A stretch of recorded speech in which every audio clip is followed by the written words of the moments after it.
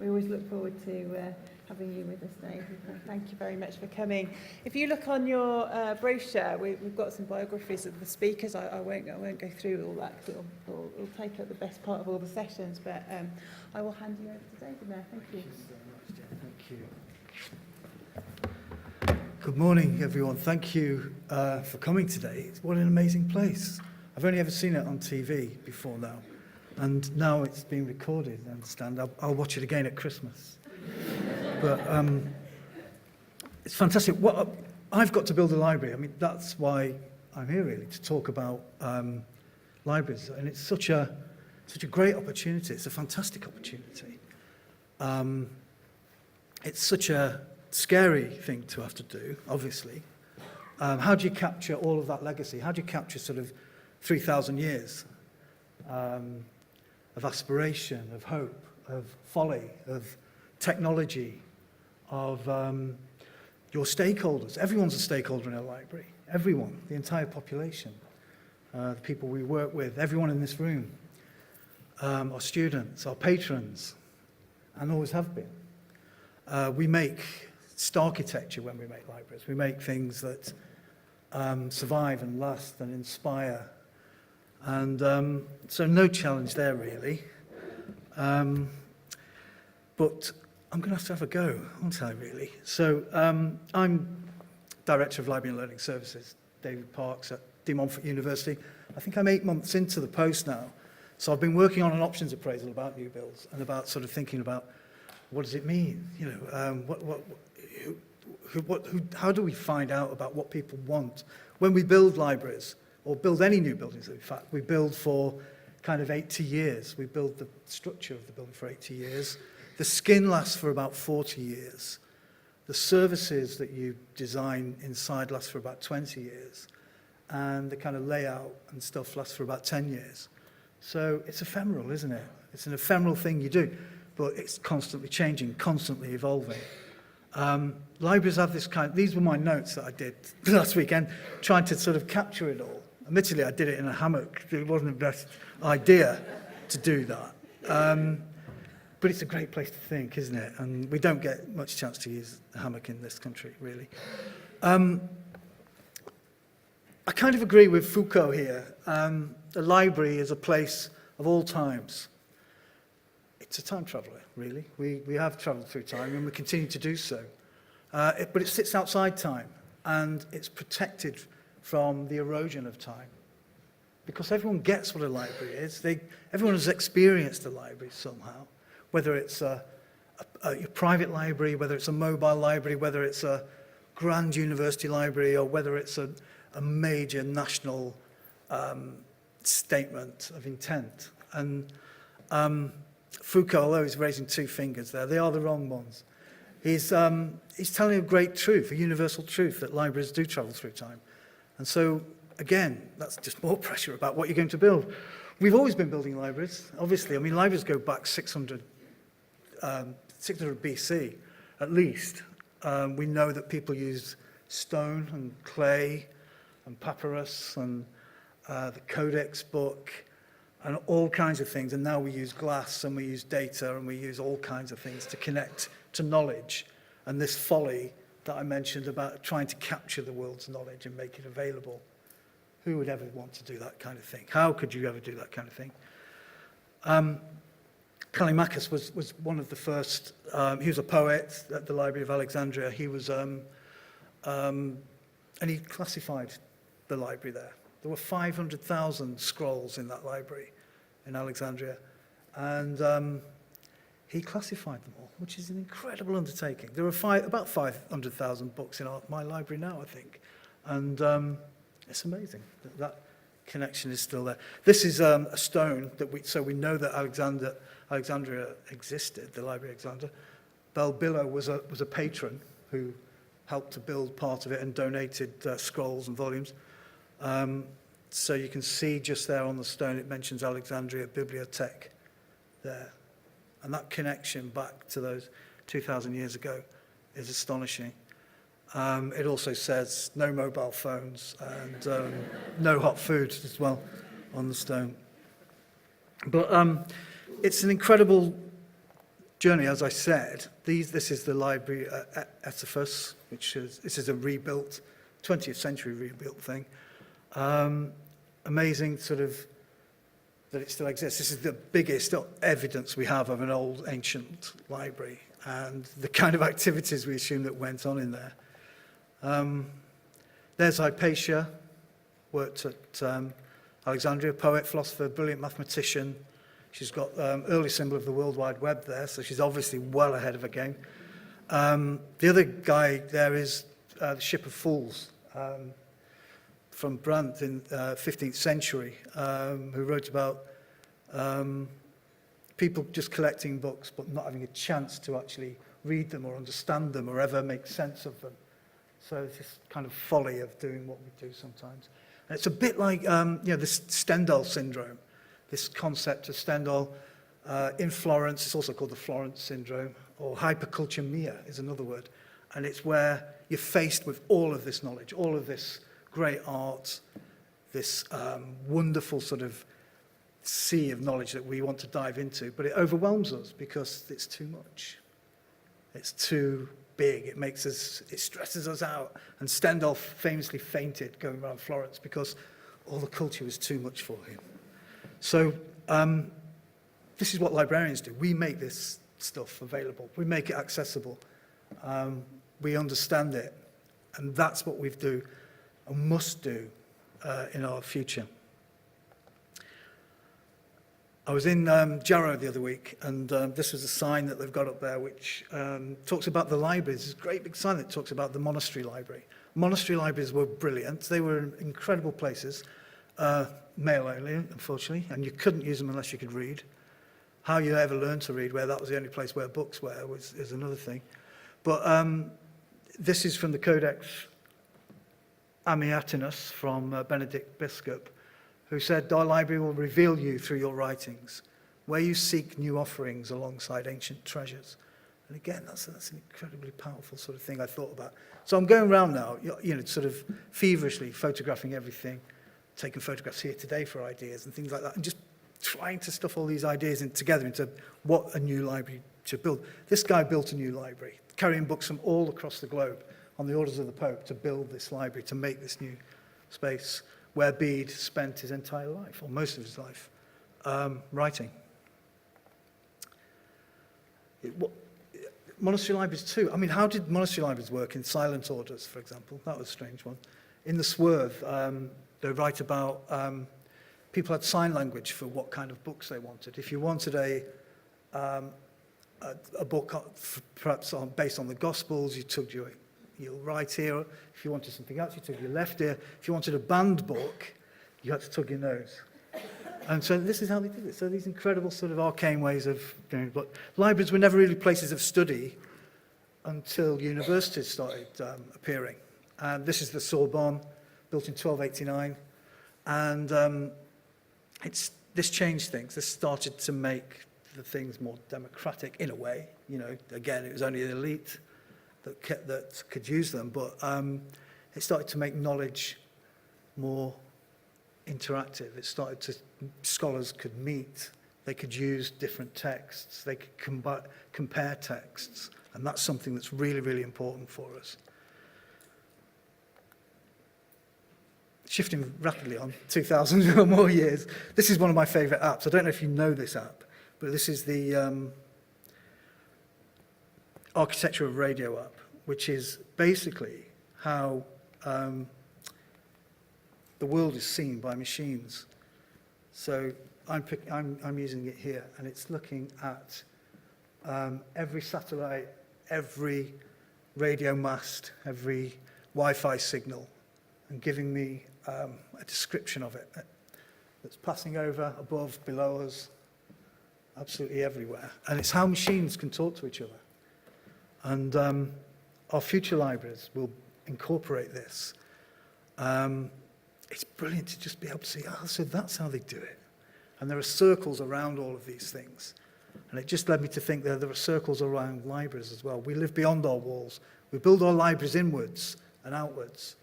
And this is just a great app to get lost in for a few moments while he's sitting in a hammock somewhere. But when libraries then became like palaces, people wanted to celebrate knowledge. This is Enlightenment stuff, you know, where knowledge was the thing, knowledge was important. So they built them like rich people's palaces, and they would threw everything at them. I'll try and pronounce this. Gesamtkunstwerk. I don't know if that's correct. Someone could tell me. But all the arts, everything they could throw at. Stucco, paintings, even music. Facing eastwards, so they captured the morning light.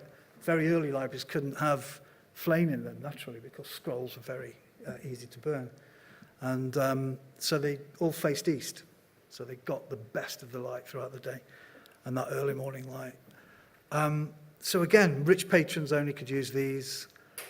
They were symbols of power, but also of that knowledge. As we know, libraries give you power and knowledge. Libraries have this Darwinian adaptability, but we also embrace revolution too.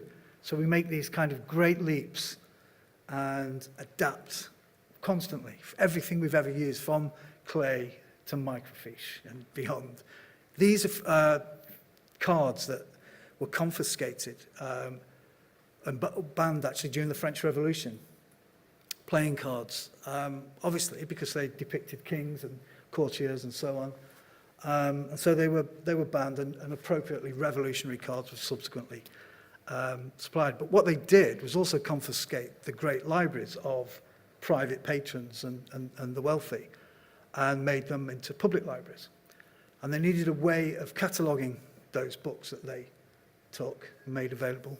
And the other side of the playing cards were white, blank cards. And so they wrote on them. They wrote what the cards. So these were early catalogue cards. And they also used wine boxes to keep the catalogue cards in, exactly the same size as the playing cards, by happenstance. And that's where our catalogue cards came from. Astonishing. And I love to see these. If you ever get a chance to go and see these in the National Library in France, go and see them. It's amazing. These are the earliest catalogue cards. And so we came from that revolution. And I've been now for 9 years working with a new media consortium based in Austin, Texas, on the Horizon Report. We publish it every year. And we look at technologies that are going to impact on education and on libraries over the next 5 years. And these are some of the things that we've been looking at that are changing everything. Things just from broadband through to open licensing, through to flipped classroom approaches, games, gamification, 3D, the quantified self. People have Apple Watches on maybe now, or we count our 10,000 steps a day. All that data is being gathered and captured. Machine learning, interestingly, more important, augmented reality, cloud computing, maker spaces. So we look at all of these things and then argue about them for 5 months and then publish a little booklet about it. And that's the Horizon Report. And there's the one came out in February, which looks at the next 5 years of libraries. So that's free online at the if you just look for the Horizon Report and have a look at that. And it starts to make guesses about what a future library can be. So we're at this cusp, you know, of this Cambrian explosion of change. Huge amounts of money are pouring into things like natural user language, artificial intelligence, massive, massive investments in these things. We have to start to rethink and start to deploy these technologies. The investment is mostly coming from America at the moment, but billions and billions are pouring into this. And it's starting to work. Maybe some of us have got something like this at home. We've got virtual assistant. I've lived now with Alexa for 6 months, the Amazon artificial intelligent robot thing. She can't understand a word I say. And I just can't understand. So we're not getting on at the moment. So we need a bit of counselling on that sort of stuff. But it's interesting. It's really fascinating to hear that it is doing that kind of early stuff. It is learning. It's getting a bit smarter and that kind of thing. But we do need to get some counselling, I think. But it is starting to change. And I think that investment, it's starting to do diagnostics on health as well. So you can ask about, what should I be taking if I've got this or that, and those kinds of things, which is, again, fascinating to think that you're talking to a machine in the house that just a few years ago, was completely unthinkable. So the kinds of things that are challenging us that we need to think about, and this does link to new libraries, I think, are the GRIN technologies. Have you heard about GRIN? That's genetics, robotics, information technology, and nanotechnology. All of these things come together. Things like smart dust, which are little connected, tiny little nanotechnology things that you can scatter on the floor, and it can connect to the internet. Connect that thing, whatever you scatter it on, to the internet. It becomes internet aware or part of the web. And the incredible thing about this is that last year was the first time that there were more things on the internet than people. So there are more things doing stuff now than people on the internet. And that's really interesting. So it starts to tell us that we have to be aware of things. So the library doesn't exist just as a physical entity. It's always, well, for the last 30 years or so, it's existed as an electronic or a digital entity. But now it's also a thing. It's one of the Internet of Things. And huge other issues around global technology, almost instant translation. The millions of papers that are published every year from Chinese universities, for example, that, really hard to get hold of. With translation, we're getting very close to some of that stuff now and making that accessible as further knowledge. It's likewise in Spanish and so on. Wouldn't trust it necessarily if it was doing medicine or something, but there you go. Alexa could help, maybe. At the minute, I'm playing about with some beacon technologies. These are things that you can hide around libraries, little Bluetooth emitting computers that push content out to people. And as you walk near them with your mobile phone, it'll pop up and say, I see you're near the architecture books. We also have lots of online architecture books and things like that. And so you can start to sort of make your library part of this interactive sort of thing. This chap here is kind of walking through a shop and looking at shoes. But yeah, so you can do that. But people are starting to use it in retail. So I'm starting to look at things in retail as well as in physical libraries as well, to see what they're doing to make that retail experience more engaging, more useful, more sort of part of what every student carries around with them permanently, without fail. They can forget their pass, they can forget money, they can forget everything, but they always have their mobile phone with them, always. So wearables are going to be a massive thing for us. Again, now this is a prototype device that allows people to connect with just a little small bracelet. We already do it by looking at the glass screen, but we can start to project these things onto surfaces, onto human skin, onto desks and so on. So we live in this age of super complexity, of this unpredictability, this challenge and change. Virtual agents with machine learning platforms, artificial intelligence and so on. What does that do? What does it mean for a library? It means that we've got access to data now that we never dreamt about. Data about people, about places, about patterns of use, about understanding the complexities, and actually getting to that, almost that place where we can capture the world's knowledge and make it accessible.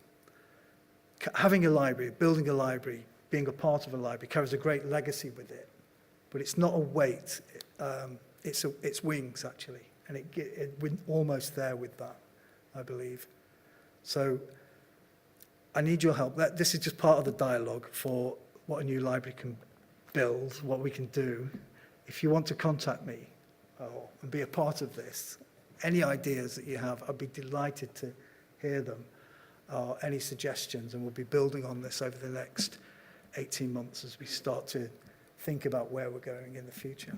So thank you so much for listening to this crazy talk. Thank you.